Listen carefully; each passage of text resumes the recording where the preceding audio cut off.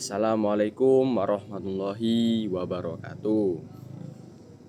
Perkenalkan, saya Ahmad Zainul Raffi atau biasa dipanggil Raffi. Saya berasal dari kelas 11 MIPA 3. Saya di sini ingin memenuhi tugas elektronika saya yang tentang pembahasan PC. Oke, tanpa basa-basi, lanjut saja pada topik pembahasannya. Nah, PC sendiri itu kepanjangan dari personal komputer, atau kalau di bahasa Indonesia kan itu komputer pribadi. Nah, PC itu adalah perangkat elektronik yang digunakan untuk mengolah data, menjalankan aplikasi, dan melakukan berbagai tugas komputasi. PC terdiri dari beberapa komponen yang dapat bekerja sama untuk menjalankan fungsinya. Komponen-komponen itu ada 10 yang saya akan jelaskan. Yang pertama itu prosesor atau CPU. CPU sendiri kepanjangan dari Central Processing Unit. Nah, prosesor adalah otak dari komputer yang bertugas menjalankan instruksi dan mengolah data. Kecepatan prosesor diukur dalam satuan GHz atau GHz. Semakin tinggi kecepatannya, semakin pula kinerja komputer dalam memproses informasi. Nah, yang kedua itu motherboard atau papan induk.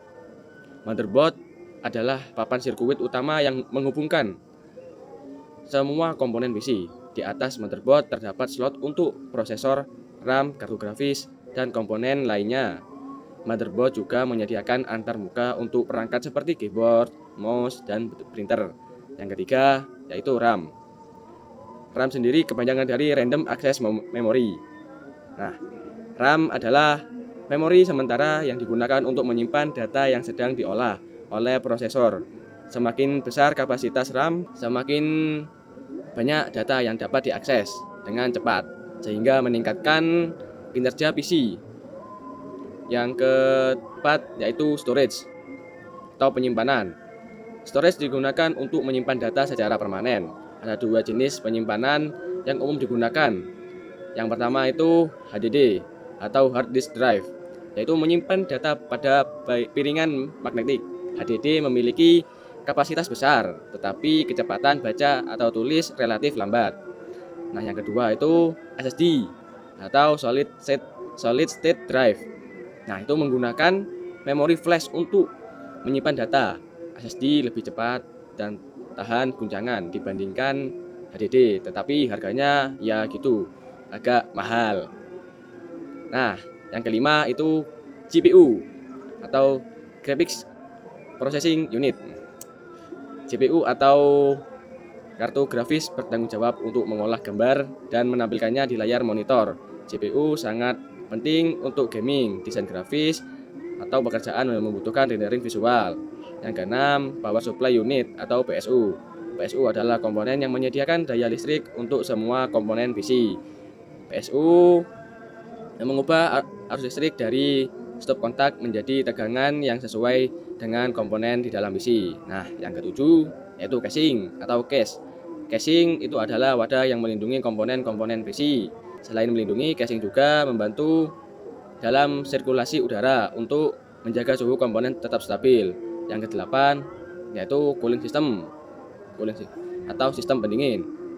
Cooling system itu seperti kipas atau liquid cooling, berfungsi untuk mencegah overheating atau komponen seperti prosesor dan CPU. Suhu yang stabil sangat penting untuk menjaga kinerja dan umur panjang PC. Yang kesembilan itu optical drive atau drive optik.